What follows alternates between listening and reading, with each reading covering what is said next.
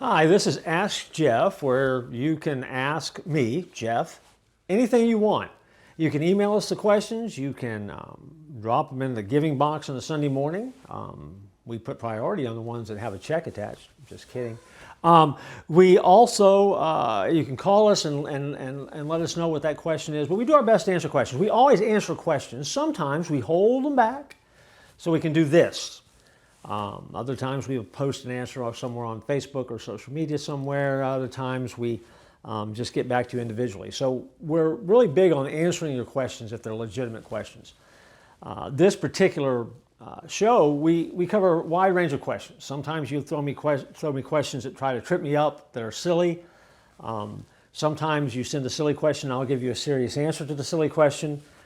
Sometimes you send a serious question and I give you an answer that's too silly, and you let me know that, and I screw it up. But I'll do my best to answer for you. Today, I want to answer this question, and I've kind of I've summarized it a little bit, but let me give it to you.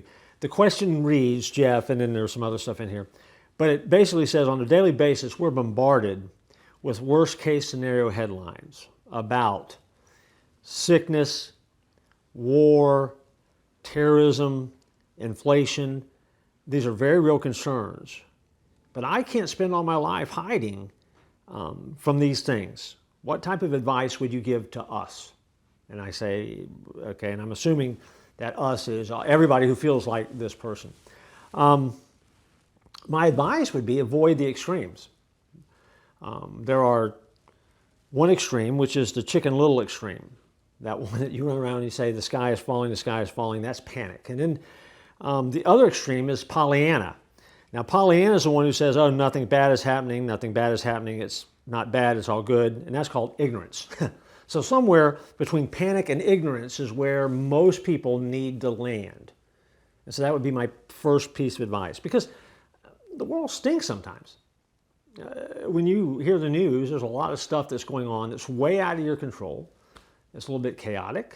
It's a bit crazy. But there's sadness in the world. There's sickness in the world. There's orphans in the world. There's hunger in the world. And sometimes when you're going to pray for things, prayer isn't answered the way that you want it to be. And so you feel like sometimes it's getting too much. And so the sky does seem like it's falling sometimes. And you just can't be a Pollyanna and say everything is good. But somewhere between those two extremes is that very sober, honest follower of Christ who recognizes that there's a lot in our lives that we simply can't control. One of the great freeing moments for each individual comes when we realize that we don't have control, and we can let that go. You don't have to fix everything. You don't have to do everything. You only are called to do the things that God has placed in your orbit. And if that's what you're supposed to do, it doesn't mean that you become ignorant or you ignore other things, but it simply means that you have to do the task that is at hand. And that's where you place your focus and energy. One of the reasons that life gets overwhelming for people is we put a lot of focus and energy in stuff that we can't do anything about. And it doesn't mean that we're not concerned, and it doesn't mean that it's not bad. It is. I mean, if you've got a heartbeat, you're going to be concerned about some things. But at the end of the day, we know that we're here for a short amount of time and we have a limited opportunity to make an impact. And so, how do you live your life? What kind of advice would I give you? It's simple. Be obedient. It's important. You make a difference. And the results, you change the world.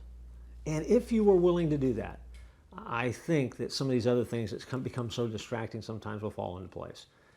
It's probably not the best advice. There's probably a lot of details that you wanted that were in the question that I did not get to in this answer. And so we'll come back and look at those again if you need to. But anyway, that's it. Ask Jeff. Not a silly question at all. Matter of fact, it's a pretty good question. Actually, it's a real good question. And it's a question that probably many of us watching this have. And so, you keep asking questions, we'll keep coming up with answers, and we'll join you next time.